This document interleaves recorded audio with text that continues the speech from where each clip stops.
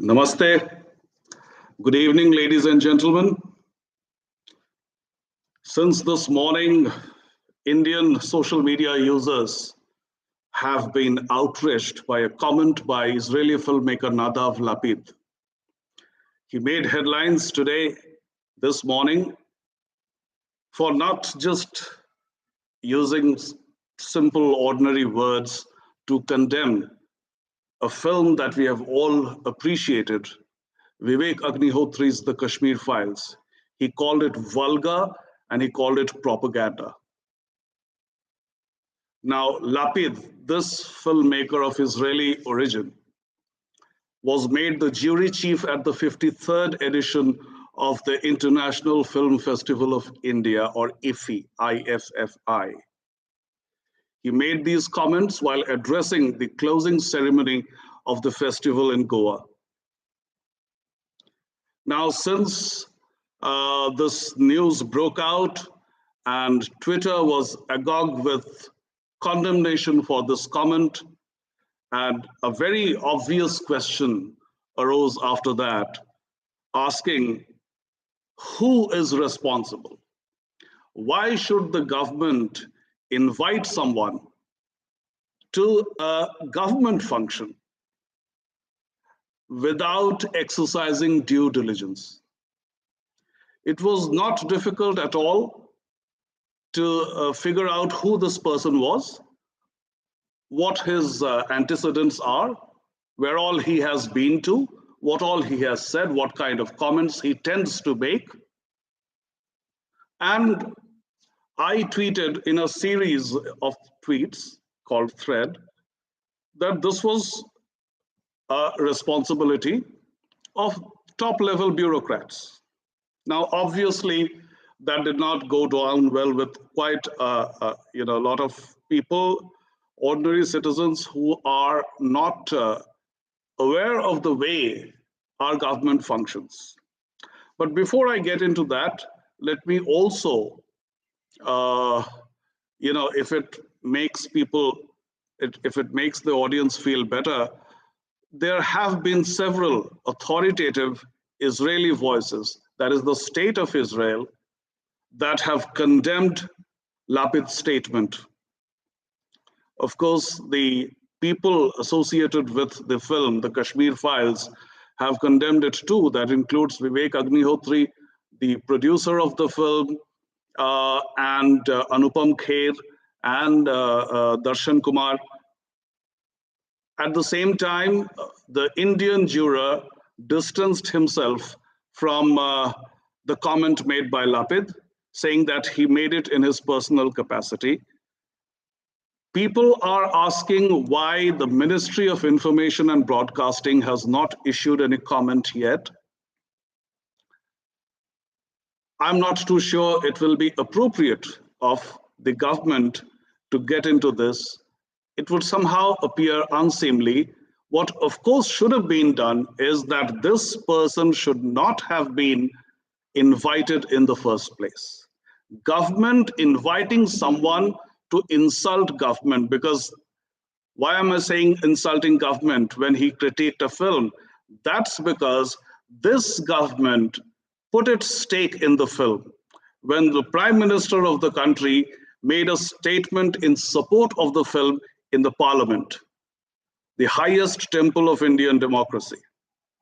And therefore, the ruling party and the government do have stakes in this. So why should it invite someone who has a track record, a horrible track record? There are at least 3 films of Lapid's that can be mentioned. And he went on to international stages such as France and on other occasions in other film festivals where he sympathized with Palestine.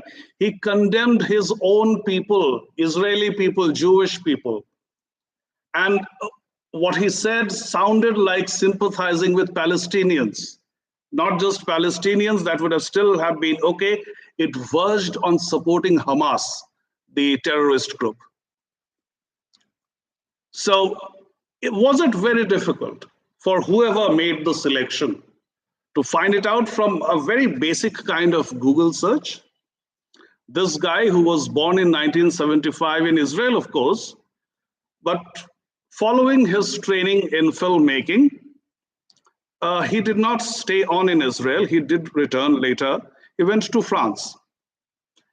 And having been to France, and especially in that circle in Paris, where typical, you can make a comparison with the so-called Khan Market gang of Delhi. That's the kind of people who frequent those circles, where Lapid went on to further his career. And it's a career spanning about 2 decades. He has directed 13 films in total. His debut feature film was Policeman in 2011. And then he won the Locarno Festival Special Jury Prize at the Locarno International Film Festival in that year. And then, of course, there was The Kindergarten Teacher, 2014. And then 2019, Synonyms. But the film with which he made the maximum political statements was his latest one in 2021, last year, Ahed's Knee.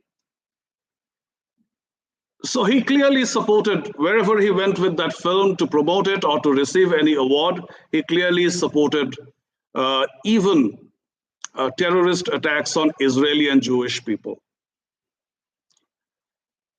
Now, there are people who are making a comparison between this denial of Kashmiri Hindu genocide, making a comparison with denial of Holocaust, which is a crime in as many as 18 countries. There are countries where if you deny the Holocaust by Nazis' forces perpetrated upon Jewish people in Germany and German colonies, if you deny that, you are liable for punishment of imprisonment up to 10 years. So there is now also a demand that a similar law must exist in India, where if somebody denies the Pandit genocide, the Hindu genocide perpetrated by Islamists in the late 1980s and early 1990s, if anybody denies that, I beg your pardon, that guy must be jailed. Now, coming back to the process of governance, how exactly does it work? I have been on several beats of journalism, and I have been through this experience during the Atal Bihari Vajpayee regime, during the 10 years of UPA rule, and the past 8 years of Narendra Modi. In all these, across these 3 governments, I haven't seen one minister of any ministry who is a domain expert. Now, things like, of course, extending invitations to people. This is not a minister's job. I'm not giving Anurag Thakur a clean chit. But you must know this is not how governance works. I used to be a science correspondent for The Statesman when Kapil Sibal was the science and technology and oceanography minister. When I would call him, he would clearly say, look, Shurojit, I do not know anything about this. It was 2004 end, and then there was this tsunami that had hit not only coastal areas, but also Andaman and Nicobar Islands. It had devastated the islands completely. I needed information on tsunami, and Kapil Sibal pleaded ignorance. He said, I don't know, and I'm not supposed to know. Please talk to my secretary. Which is why I wrote on social media, on Twitter, and on WhatsApp also, where somebody started abusing me for not targeting Anurag Thakur. The guy called Shrish Chaudhary has, just put up an abusive post on Facebook as well. It only shows the ignorance of people. It does not work like that. Just think about it. Why is a doctor not the Minister of Health? Why is an educationist not the Minister of Education? Why is a scientist not the Minister of Science and Technology? Why is an army general, retired one of course, not the Minister of Defense? A domain expert does not, normally become the minister of that particular domain or portfolio. It does not happen like that. And that's not a fault with Modi government. It has been like this throughout. Our first education minister was a madrasa product. So it has always been like that. Of course, do I support that? No, I do not support that. This must change. But it's not that something new has happened. We have seen, among the rare occasions when, the domain expert was heading the ministry. For example, Dr. Harshvardhan was the Minister of Health. He was removed. And then there is the other side also, that a technocrat need not always be the ideal ruler, so to speak. Because technocrats come with their own baggages. They say that we know everything and everybody else must just shut up. Everybody else in the ministry, in the department, are ignoramuses. They have no right to speak on the topic. So it does not happen like that. There is very sound reason for not making a domain expert the minister of that department. Anyway, going forward, we have finally figured out, and I'm breaking this on this live broadcast, who are the people who are responsible for inviting this Lapid. The first name that emerges is of a person some of you might not be familiar with, but her name is Monideepa Mukherjee. She is the Managing Director, National Film Development Corporation, NFDC. She is supposed to have influenced the choice of calling Lapid as, inviting him to be the chief guest or chief juror. Then there is another name that is coming up, Balaji Mani Kumaran. He is the Deputy GM and Head of Media at NFDC. So he has not yet, either Monideepa Mukherjee or Kumaran, neither of them have so far, given an explanation. But their names are coming up as the possible people who must have asked for this Israeli filmmaker as the chief juror. Obviously, other bureaucrats are, very embarrassed about this. Other bureaucrats who are employed with the Ministry of Information and Broadcasting, but abiding by the service rules, they cannot, speak or get identified. So they are talking to the media anonymously. Now here I have a story by Siddharth Rai on First Post. Some of you must have read it. And he has quoted several babus or secretaries employed by the government in that ministry, INB. One of them says, "It is unfortunate and sad that such a fiasco has happened. It only goes on to show that these people were just lazy. They did not do their homework. This was not rocket science. You could just Google the person and see, just as the whole of India is doing now." That was one of the officers. Another officer is saying, "This was embarrassing for India as a country, as a state. we have been found lagging at a very basic level.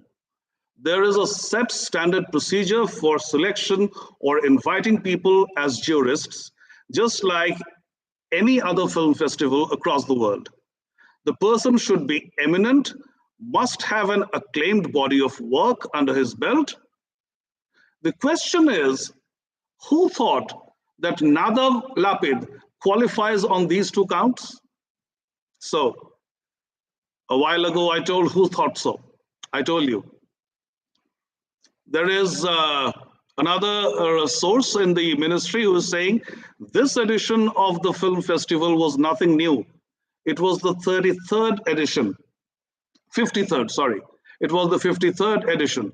A template for everything is in place. They just needed to go through the basic rigor of implementing them. This is just lazy work.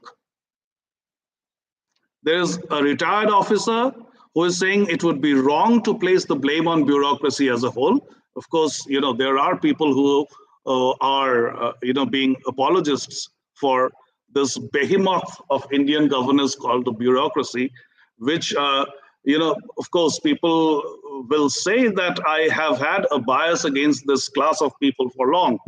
And that is not because I failed the UPSC exam. I never even tried it. This Babugiri does not suit me. That's not where I come from. So I hold this class singularly responsible for the laggard nature of India's growth. Anybody who has dealt with them, anybody who knows history, even if you haven't dealt with them, you would know that the Indian Civil Services, ICS, was created by the British in order to maintain a distance between the ruler and the ruled. Just by changing the name from ICS to IAS, civil to administrative, did not change its nature. And those of you who have dealt with them, you know that the instinctive reaction of any Babu to any proposal, any project that you bring on their table is no. They revel in negativity, which is why I cannot stand that class. But anyway, there are people who are speaking up anonymously against their colleagues and against other influencers who made this decision. So there is this retired officer who says the bureaucracy alone should not be blamed. In fact, all the previous and super successful editions of IFFI were organized by bureaucrats only. And he's saying they could have just Googled Nadav Lapid and seen his love for India, quote unquote. So then there are, of course, people who are condemning this entire fiasco and questioning the government. This includes many supporters of the government. Now, of course, this was my introduction to the topic. And now I also invite questions. You may post your questions live. Those who would later on watch the recording may still post their comments. And I move on to some other instances of how, time and again, the current government has been embarrassed by what the bureaucrats do.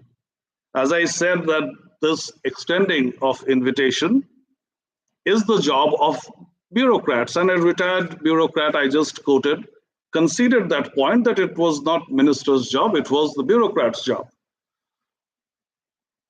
So what are the other fiascos? The first fiasco was when the ministry led by Arun Jaitley had filed an affidavit at the Supreme Court against the ministry led by General VK Singh.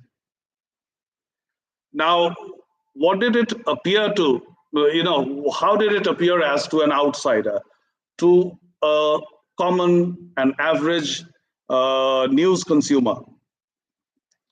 They would obviously, go by the fact that it is generally known that Arun Jaitley and VK Singh were not on good terms. But obviously, Arun Jaitley did not draft that affidavit.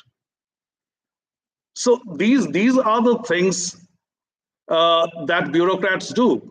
Very often we are surprised by the fact, talking of Israel, very often we are surprised by the fact that the India-Israel relations have improved remarkably under this government, and yet, whenever there is a vote on Israel and Palestine conflict on international platforms such as the United Nations, more often than not, India votes for Palestine, which is surprising.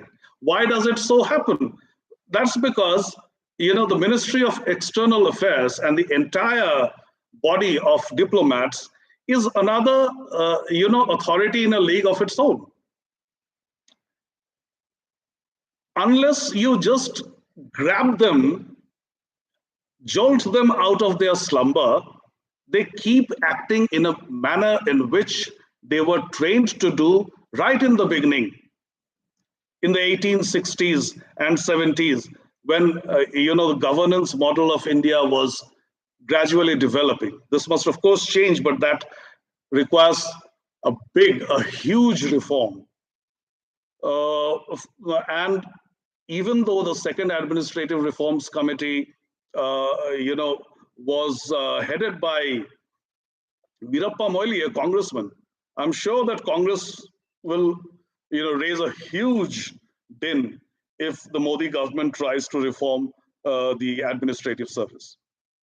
Anyway, so we have got some comments now. Good, much better response than yesterday.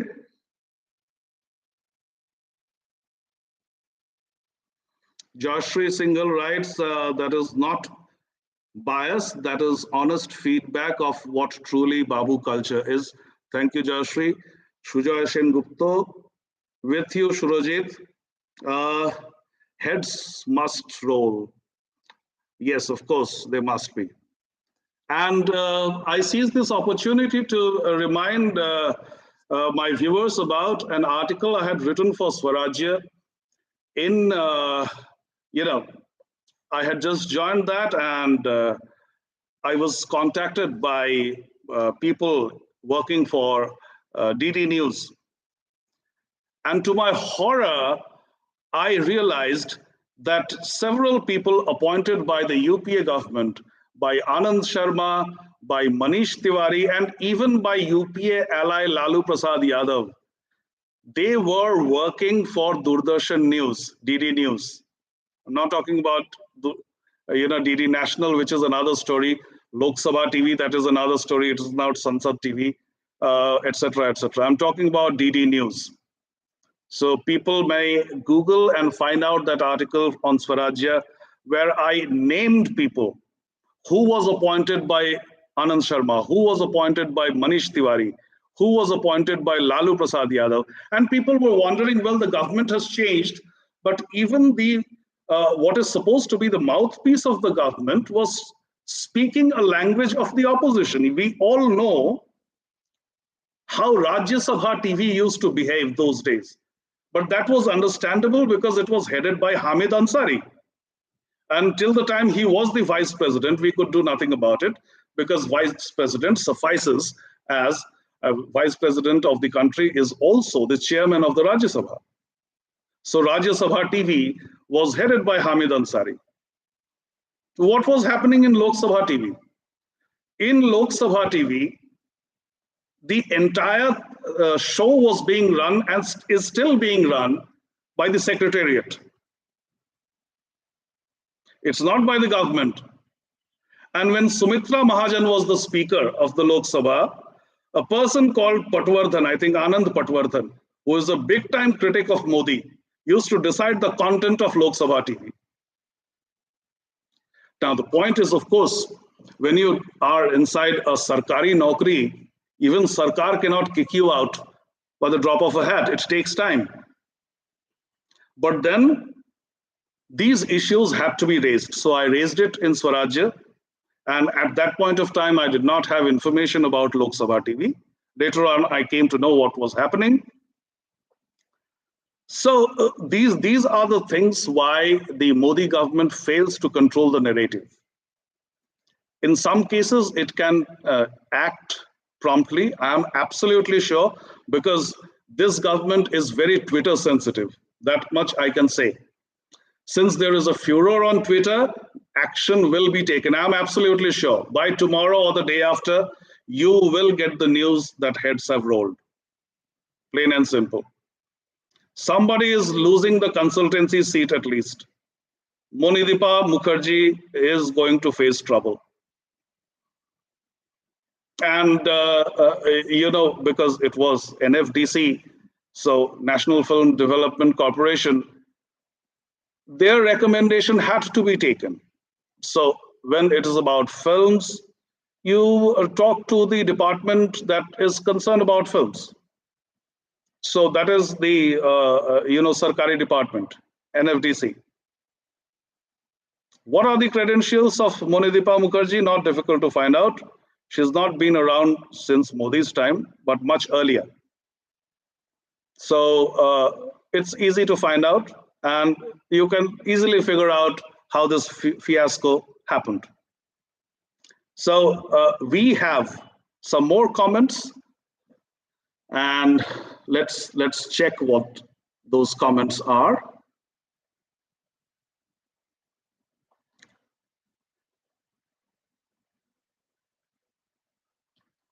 We've got some comments on Facebook.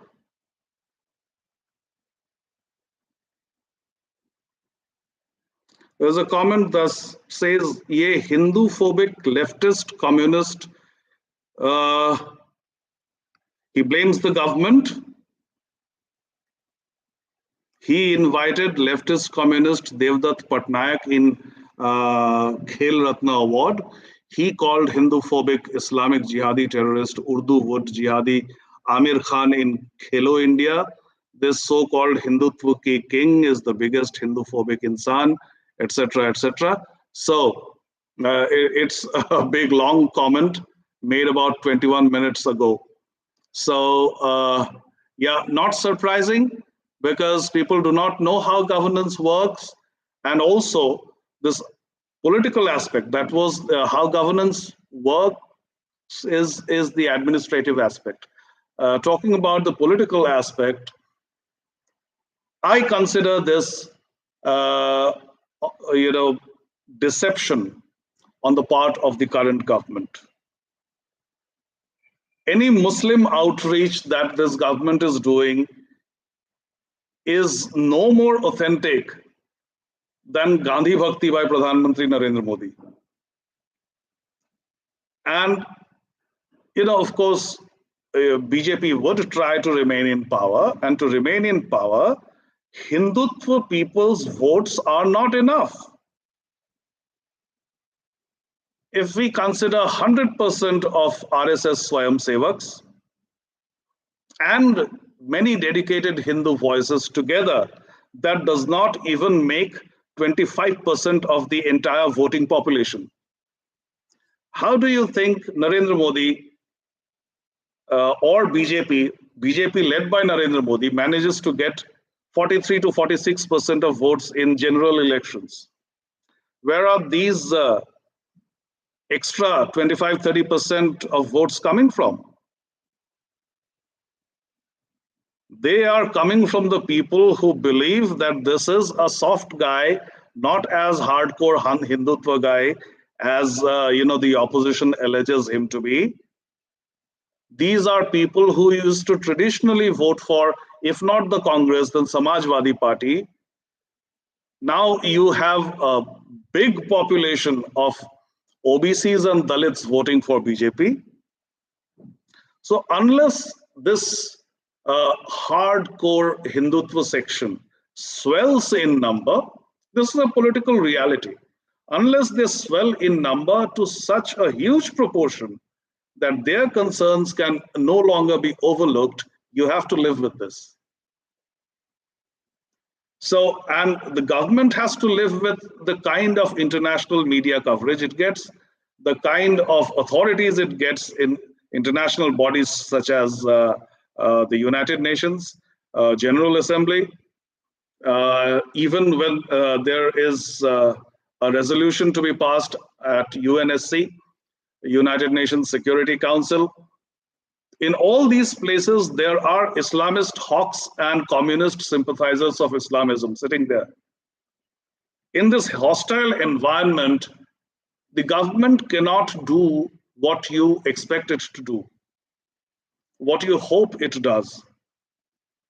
But what it can do, of course, is stay quiet. This is something I keep saying, that all right, you cannot condemn Islam or Muslims being in the government, but on every such occasion, you have the choice to keep quiet. But then when I speak to people in the government, when I speak to people in the BJP, they say that this is how it works. This is how politics happens. You have to make certain gestures. It is just like the whole world, for example, the whole world is not woke. But there are a whole lot of governments that even without being woke are pretending to be woke. It's not just the Joe Biden administration of the United States. Because even United States has citizens like South African origin Elon Musk, who is taking over Twitter. He has actually made a comment on the independence of Twitter when and its right to give voice to free speech when Apple threatened to pull it down from its store, pull Twitter down from its store, and he is taking from the word files. Whenever Vivek Agnihotri makes films, he adds the name files. After Buddha in a Traffic Jam, all his films, Tashkent Files, Kashmir Files, and upcoming films also. He plans to make Bengal Files also. So that word files was picked by Elon Musk. So anyway, the US government may be compelled by its society to behave like woke, but even the government of UK, government of France, government of Germany, and even such countries that deny entry to Syrian refugees, for example, Poland and Hungary. When it comes to the question of LGBTQ, they make all the right noises. That is because you also live with a reality in geopolitics that in a war, this is a war of cultures. In a war, you cannot open multiple fronts. And this also happens to be an explanation or clarification from a section of the Sangh that I talk to, and also the section of the BJP who say that yes, Islamism is the enemy, but we cannot afford to take on Islamists and evangelists, missionaries at the same time. For the time being, let's pick one enemy, let's pick the other adversary as a collaborator and corner this guy. Once this guy is cornered enough, if not eliminated, then we will take on the temporary collaborator as well. So that is their idea. Their idea is that the whole narrative went against Hindus after the murder of Graham Staines. No matter how awful a person Graham Staines was, no matter how awful things he was doing, when he was killed, that opened the floodgates of hating Hinduism across the world. And mostly Christians were doing it. If that incident had not happened, maybe today, regardless of how much investment is going into conversion drives in the Northeast or South India, at least governments of the West would have stood beside you. Like we have seen Emmanuel Macron taking very strong steps against Islamism in France. The world stands with him. Nobody is condemning France. But at the same time, the French president, even a very, hardcore, there is no right wing in France, but Sarkozy was supposed to be very close to it. Even Sarkozy never condemned Islamism. Forget about Macron. So Francois Hollande did not. And there have been, Jacques Chirac did not. Then there was this Francois Mitterrand, he did not. And they are, even if you doubt their resolve against Islamism, you cannot doubt their secularism. France is the epitome of secularism. If there is any secular state, that is France. And yet you do not see a very open condemnation of what Muslims are doing across the world in general and France in particular. Okay, we have got more comments now. Ajit Shukla, Dada, what Hinduism needs is an icon to rally behind, like Swami Vivekananda. However, in these times, people masquerade as a Hindu leader, but later shed that to be in power or control. That reminds me of an article by a guy whom most of you love to hate, Shekhar Gupta. He was still with the Indian Express when he had written in his column called National Interest, assuring leftists and other opponents of Narendra Modi, when Narendra Modi was rising to the national stage, that they had nothing to worry. उन्होंने कहा कि भाई देखिए, ये जो कुर्सी होती है प्रधानमंत्री की कुर्सी, यहां पर किसी को भी आप बिठा दीजिए, वो वही करेगा जो आज तक के प्रधानमंत्री करते आए हैं, इसलिए आपको घबराने की कोई आवश्यकता नहीं है। थोड़ा तो ब्लैंकेट स्टेटमेंट है, ऐसा नहीं कह सकते कि, तो फिर तो ये कहना चाहिए कि जो नेहरू के सारे जितनी योजनाएं थी वो आज भी चलती और उसकी जो पॉलिसी थी वो आज भी चलती। हम मतलब इजराइल से बेहतर रिश्ते तो दूर की बात, हम उससे कोई रिश्ता ही नहीं रखते। ये रिश्ता तो कायम हुआ था नरसिंह राव के समय पे। सबसे पहले जो कॉन्सुलेट है मुंबई में खोला गया, एम्बेसी तो काफी बाद में आया, और फिर धीरे धीरे हमारे रिश्ते अच्छे हुए। खासकर जब जब बीजेपी की सरकार आई तो इजराइल के साथ रिश्ते अच्छे हुए। नरेंद्र मोदी के पिछले 8 साल में खासकर बेंजामिन नेतान्याहू के साथ बहुत अच्छे रिश्ते हुए। तो ये तो थोड़ा मतलब बहुत ब्रॉड ब्रश है एक कि ये कहना कि उस कुर्सी पे बैठने के बाद सारे प्रधानमंत्री एक जैसे हो जाते हैं। ये किसी जमाने में अरविंद केजरीवाल को मैंने ये उन्हीं के घर पे बोलते हुए सुना था कि विचारधारा की क्या आवश्यकता है, वहां पर जाकर तो सब बराबर हो जाते हैं।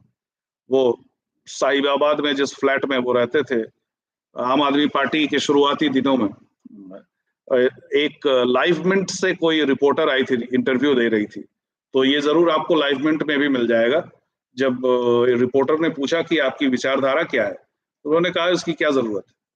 तो इसीलिए अरविंद केजरीवाल आप देखिए हमेशा सड़क में गड्ढे, बिजली का न होना, बिजली महंगी होना और पानी की सप्लाई, इस तरह की म्यूनिसिपल बातें करते हैं, क्योंकि विचारधारा उनके पास है ही नहीं और वो समझते कि जरूरत ही नहीं है। बल्कि शुरुआत में चले जाए तो जवाहरलाल नेहरू ने कहा था, ये ऑन रिकॉर्ड है, ये भी आप गूगल करके देख लीजिए, कि विचारधारा की कोई आवश्यकता ही नहीं है गवर्नेंस के लिए। कांग्रेस के पास विजन है, कोई विचारधारा नहीं है। तो खैर,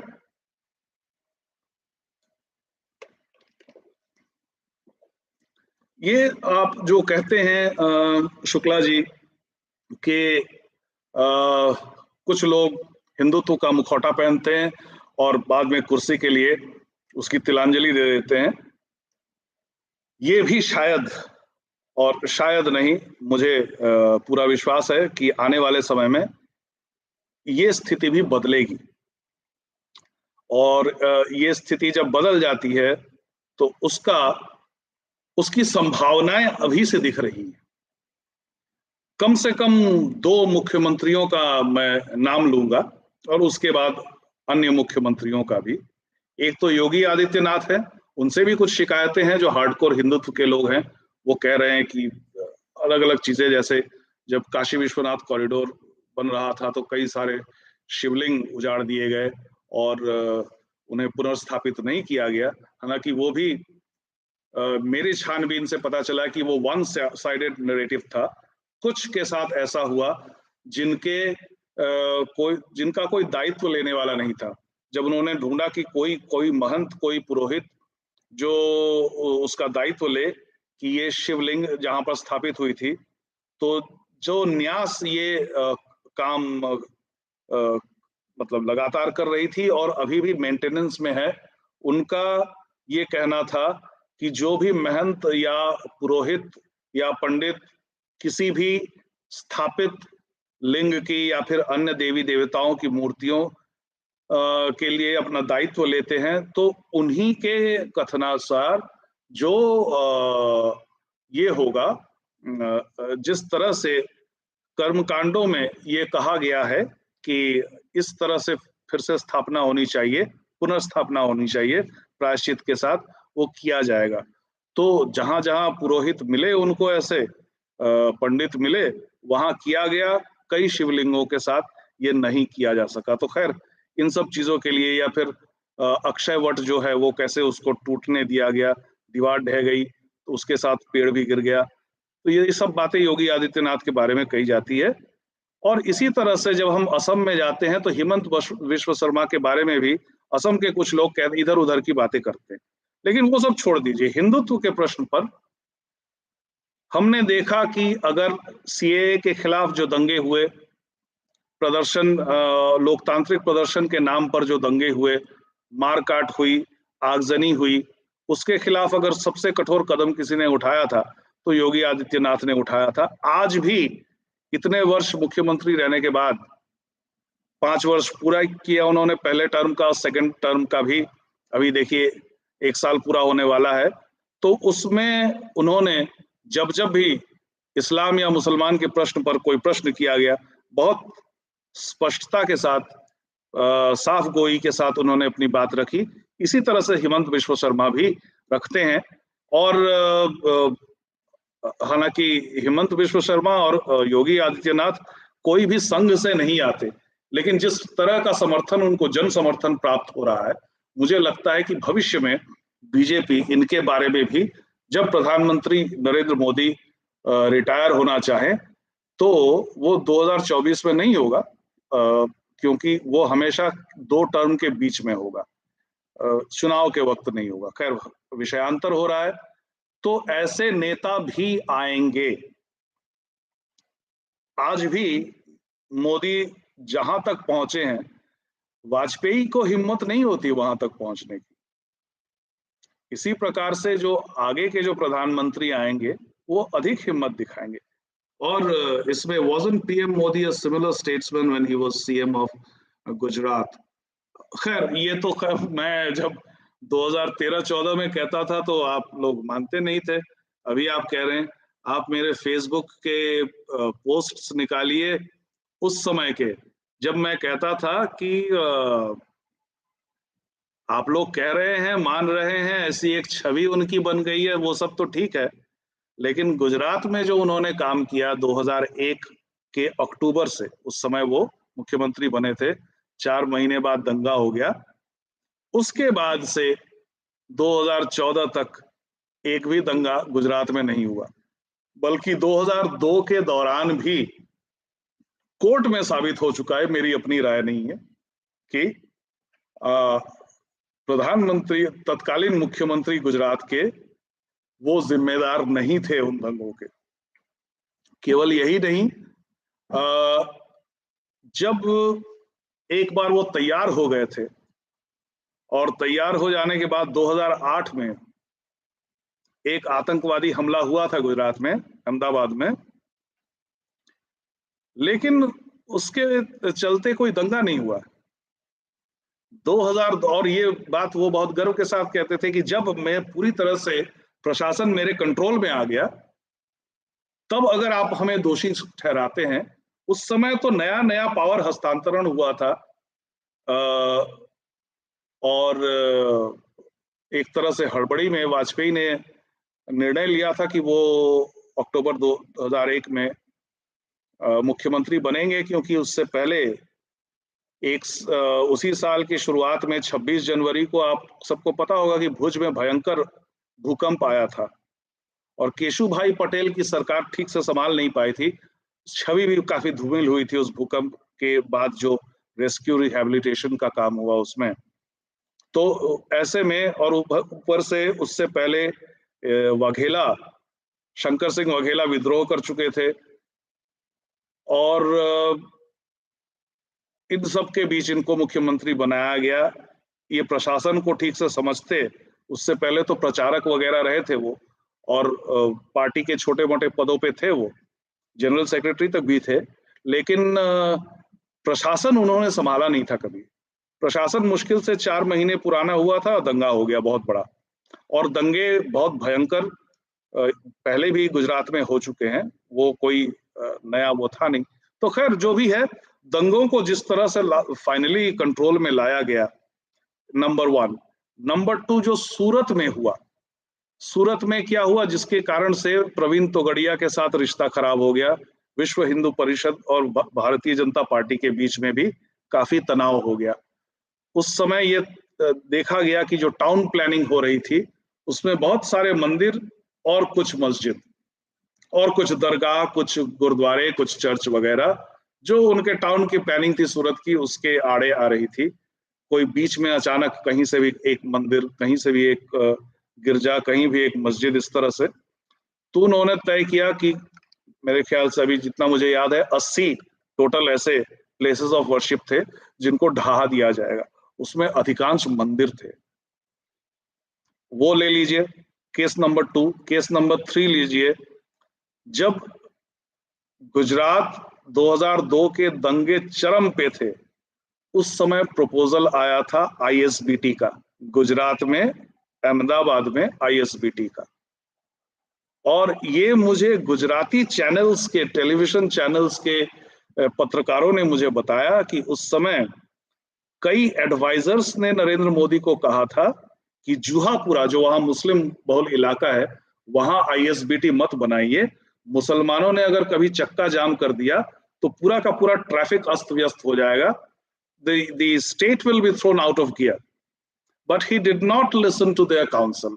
He said, no, when it comes to development, I do not discriminate between Hindus and Muslims. If the initial proposal was to make the ISBT in Juhapura, it will be in Juhapura come what may. तो इस तरह के records मैं जानता था, और मैं 2013-14 में कहता था कि आप लोग जो कह रहे हैं हिंदू हृदय सम्राट, हिंदुओं के लिए कुछ करेंगे, तो लेकिन ये उन्होंने तो अपनी तरफ से कभी नहीं कहा, और उनका जो ट्रैक रिकॉर्ड है वो बहुत ही सेक्युलर ट्रैक रिकॉर्ड है। सेक्युलर, मैं इसमें कोई गाली की तरह नहीं या कोई टॉन्ट की तरह नहीं कह रहा हूं, लेकिन इस तरह का रहा है कि वो इसमें नहीं शामिल होते। लेकिन देखिए, हमारी आलोचना मोदी सरकार की और विपक्ष की आलोचना मोदी सरकार की, दोनों में बहुत भिन्नता है, बहुत अंतर है। वो समझते हैं कि मोदी जरूरत से ज्यादा हिंदू है, और हम कहते हैं कि वो पर्याप्त मात्रा में हिंदू नहीं है। तो चाहे उसमें आध्यात्म का कोई पार्ट हो या ना हो, ये जो तिलक लगाकर, भगवा पहनकर केदारनाथ जाना, या कहीं पर भी जो ये अनुष्ठान करना महाकालेश्वर में, उज्जैन में, ये सब चीजें, और फिर काशी कॉरिडोर को उद्घाटन करते समय औरंगजेब की बात करना, ये पहले कोई प्रधानमंत्री करता था क्या? इसी से विपक्ष की हालत खराब हो रही है। तो ये चीजें भी हमें बैलेंस करके देखना पड़ेगा कि कहाँ कितना हो रहा है। जो एक बात हुई थी प्रचार के समय, मुझे याद है 2013-14 में किसी मुसलमान कार्यकर्ता ने वो जालीदार टोपी पहनाने की कोशिश की थी स्टेज पे, उन्होंने मना कर दिया था। तो जहां तक पहनावे का सवाल है, वहां पर अभी भी अंतर है। प्रधानमंत्री बनने के बाद वो पहनावा मैंने उनका देखा नहीं। Now, I would also like to seize the opportunity to, talk about hardcore Hindu people and how exactly committed to Hinduism and Hindutva these people are. मैं बिना नाम लिए हुए, क्योंकि किसी पर मैं पर्सनल अटैक नहीं करना चाहता, और जो पहले उन पे आरोप लगे थे जिनका मैं पहले खंडन करूंगा कि वो आरोप उनके खिलाफ सही नहीं है, और अपनी तरफ से एक आरोप लगाऊंगा। तो आरोप ये लगता है कि जो लोग कहते हैं कि मोदी पर्याप्त मात्रा में हिंदू नहीं है, वो प्लांट किए गए हैं विपक्ष द्वारा। ऐसे बहुत बंधुओं को मैं बरसों से जानता हूं, इनमें से किसी को प्लांट नहीं किया। बिल्कुल सरासर बकवास है ये। कई को तो मैं निजी स्तर पे व्यक्तिगत जीवन में जानता हूं, उनसे मिल चुका हूं। उनमें से किसी को सीपीएम ने या कांग्रेस ने प्लांट नहीं किया है। बिल्कुल बकवास है। जो ये मानते हैं सच में, वो छलावा में जी रहे हैं, क्योंकि इनकी संख्या लगातार बढ़ रही है। ऐसा नहीं है कि ये इक्के दुक्के हैं। जितने मैं 2018-19 में देखता था, आज उनसे कहीं ज्यादा उनकी संख्या है।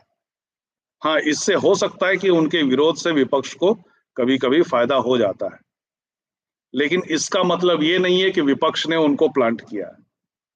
अब मैं अपनी तरफ से आरोप लगा रहा हूं उन पर, और इसका खंडन वो करें। अगर कोई पब्लिकली खंडन करता है तो मैं तथ्यों के साथ आ जाऊंगा, और उस समय मैं नाम के साथ भी आ जाऊंगा। 2014 से आज तक कई ऐसे लोग हैं जिन्होंने मोदी सरकार का समर्थन ये सोचकर किया कि बदले में हमको कुछ मिलेगा। सबसे पहले तो और कुछ न मिले तो कम से कम स्वीकृति मिल जाए कि प्रधानमंत्री ने हाथ मिलाया हमारे साथ। हमने देखा कि एक समय बहुत मजाक उड़ता था 2014-15 में सुपर 150 करके। तो बाकी जो लोग, सोशल मीडिया यूजर्स, अन्य सभी लोग बढ़ चढ़ के अपनी तरफ से मोदी के लिए प्रचार किया था, लेकिन मोदी ने उनको स्वागत नहीं किया और हाथ नहीं मिलाया, हाथ मिलाते हुए फोटो नहीं खींची। ऐसे लोग बहुत नाराज हो गए थे। तो सुपर 150 नाम से वो मजाक करते थे उनके बारे में। तो पहले तो स्वीकृति मिलनी चाहिए थी, जिनको नहीं मिली थोड़े नाराज हो गए। इसके बाद का लेवल आता है कि कोई पद चाहिए था, या तो उनको बीजेपी में घुसना था, जहां कई लोग, मेरे पास तो ऐसे बहुत सारे व्हाट्सएप मैसेजेस भी हैं, जो कुछ लोग ऐसे समझते हैं कि मैं बीजेपी के नजदीक हूं तो मैं शायद उनको बीजेपी में डाल सकता हूं। मैसेज भेजते हैं कि बीजेपी में हमें प्लेस करवा दीजिए। मैं तो सार्वजनिक तौर पे ये भी बता रहा हूं, मेरी ऐसी बिल्कुल कोई क्षमता नहीं है, न ही इच्छा है ऐसा करने की। और उसके बाद वो ये भी कहते हैं, अच्छा आप बताइए, सुझाव दीजिए कि दिल्ली बीजेपी में जाना चाहिए कि केंद्रीय बीजेपी में जाना चाहिए। ऐसे लोग हैं जो रिटायर हुए हैं हाल ही में।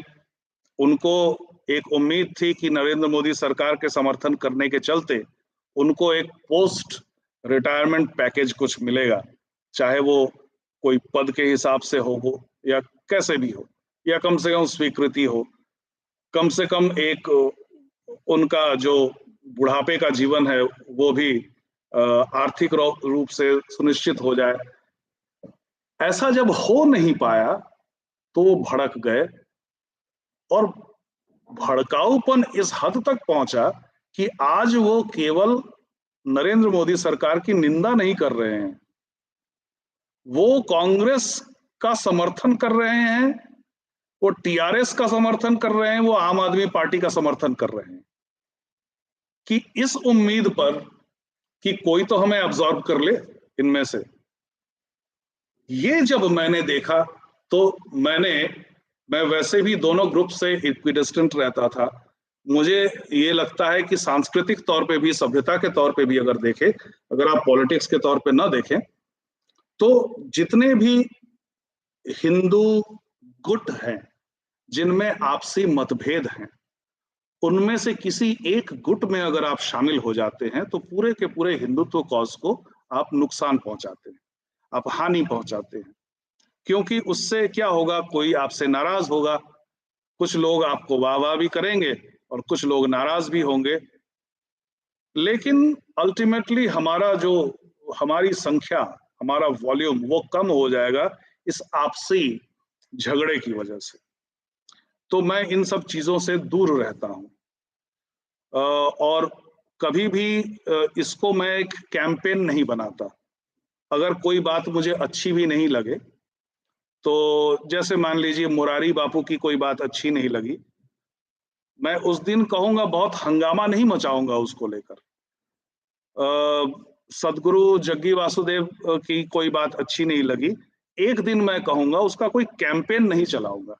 इस्कॉन की कोई बात अच्छी नहीं लगी, तो ठीक है, एक दिन कह दिया काफी है। मायापुर का जो मंदिर है वो चर्च जैसा क्यों दिखता है, एक दिन कह दिया।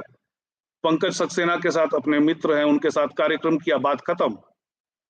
एक एक दिन जहां जिसकी बात पसंद नहीं आया। कैंपेन जब आप चलाने लगते हैं, तो उस कैंपेन को सस्टेन करने के लिए, ये मैं बहुत ऑनेस्टली आपको एज अ फॉर्मर एक्टिविस्ट बता रहा हूं, जब आप एक एक्टिविस्ट बन जाते हैं, तो आप एक लाइन पकड़ लेते हैं कि मुझे इस लाइन में आगे बढ़ना है। अब उस लाइन को जस्टिफाई करने के लिए आप क्या करते हैं, उसको कहा जाता है कंफर्मेशन बायस। जैसे एक अभी हाल ही में एक ट्विटर बेस्ड मीडिया आया है, वो that's a classic example of confirmation bias.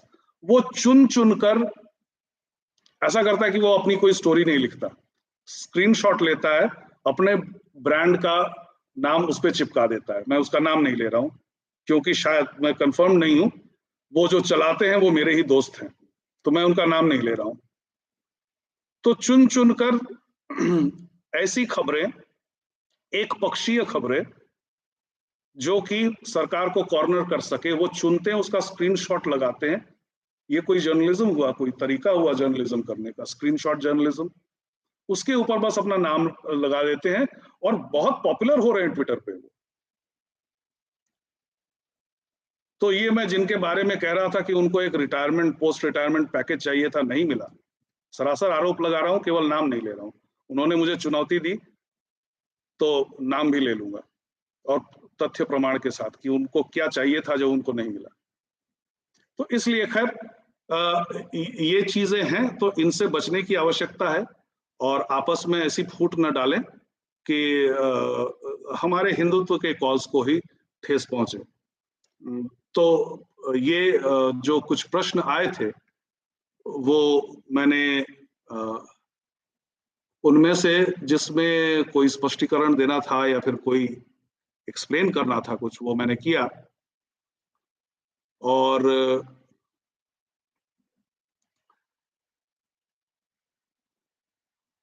अब कार्यक्रम समाप्ति की तरफ है, और हम लोगों ने अभी स्क्रीन पर भी बता रहा है 57 मिनट्स 53 सेकंड्स हो चुके हैं। आप सभी का कल से अधिक संख्या में जुड़ने के लिए बहुत बहुत धन्यवाद। और आशा है कि आप लोग जो बाद में देखेंगे वो भी कमेंट डालेंगे, और कमेंट का जवाब मैं कमेंट से दूंगा। अगर कोई ऐसा कमेंट हुआ जिसके लिए पूरा का पूरा एक नया कार्यक्रम करना पड़े, तो वो भी मैं अगले किसी कार्यक्रम के लिए रखूंगा। कमेंट जरूर कीजिए, और लाइक और सब्सक्राइब करने को तो सभी कहते हैं, मैं भी कहता हूं कि ये जो है, मुझे कई अच्छे मित्रों ने, शुभचिंतकों ने ये सुझाव दिया कि ठीक है, आप सिर्फ न्यूज चलाते हैं, उसको चलाते रहिए, लेकिन आप अपना जो वीडियो चैनल है उसको भी नेग्लेक्ट मत कीजिए, उस पर भी आप अपलोड करते रहिए। इसलिए मैं इस पर कर रहा हूं। तो आप सबसे फिर पुनः कल मुलाकात होगी, और इसी तरह से जितने वीकडेज हैं, सोमवार से शुक्रवार, मैं आपसे 8 बजे मिलूंगा। उस दिन की जो सबसे बड़ी खबर है उसको लेकर एक आध दिन ऐसा होगा कि मैं अंतिम 10 मिनट या 15 मिनट के लिए कोई और टॉपिक भी ले सकता हूं, लेकिन एक टॉपिक पर फोकस हमेशा रहेगा। मेरे साथ जुड़ने के लिए आप सभी का बहुत बहुत धन्यवाद। वंदे मातरम।